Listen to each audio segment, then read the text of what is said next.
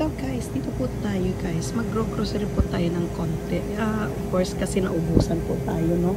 So, kuha mo lang tayo ng mga prutas po na hindi po bawal sa akin. Ito naman po, itong prutas na to, ay hindi ako pwede niya kasi yung sugar nga, di ba? So, ito lang po yung pwede ko. Ito. So, yung naman, hindi naman. So, hanap po tayo kung ano yung dapat natin kakainin. Alam nyo na. Ganyan yung buhay natin dito, 'di ba? Inaano natin kung saan yung medyo makakain tayo.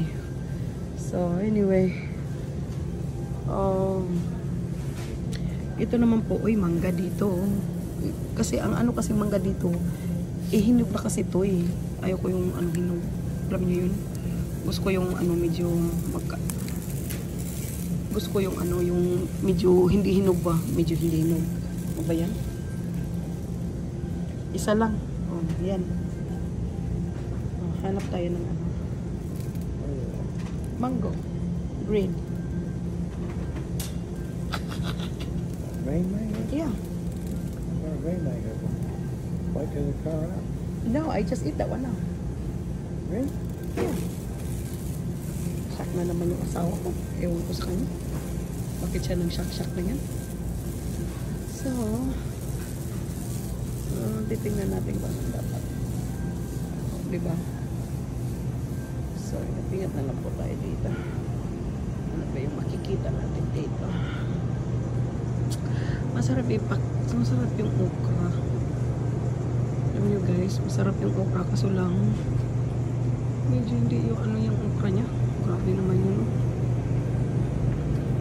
Dami kasi. Gusto ko isa lang. Isa lang kailangan ko.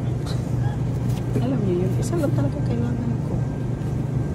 Ay, naku, ewan ko niya. Hindi ako sanay, hindi ako ano. Pero hindi ako komportable. Okay, yan pala. Sige, yan. Hindi ko alam yan.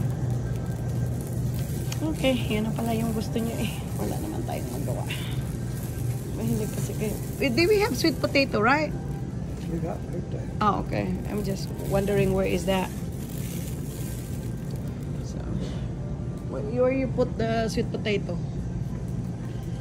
Oh guys.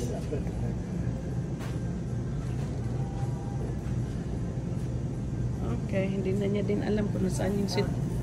Hindi niya alam nasaan yung sweet potato, guys. So wala na tayong magawa niyan. Ito naman yung mga klaseng peanut dito, 'di ba? Yung mga assorted nuts po dito. Yan naman yung paborito namin yan. Medyo kaso ewan ko. Sige guys, dito lang muna tayo ha.